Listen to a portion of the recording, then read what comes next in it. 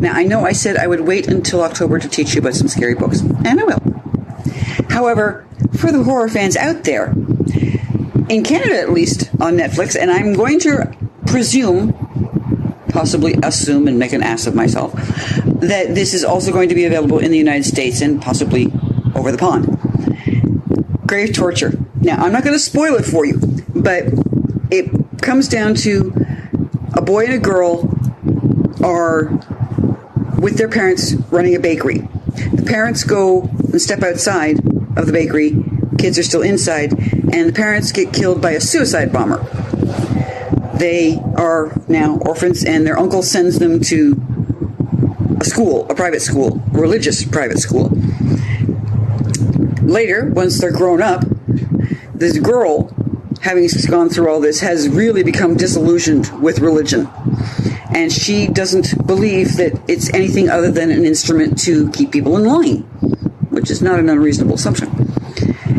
But she has heard about something called grave torture. And this has to do with what will happen to you immediately after death. And to her, it makes no sense. If your body is being tortured, you're dead. You don't care. If your soul is being tortured, what does it matter if you're in the grave? She wants to establish that grave torture is a myth. And she discovers a lot of things that she didn't expect. And I said, I'm not going to spoil it for you. I won't.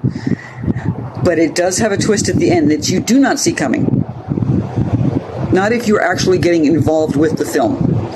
It does have a couple of really good gory deaths.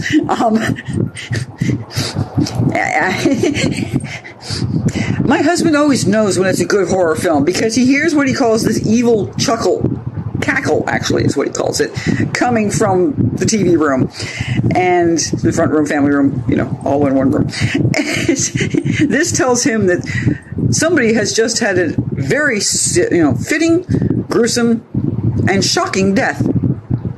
And at least 3 times last night, I was up past when my husband went to bed, and I got startled so loud, so badly that I was like, "Ow!"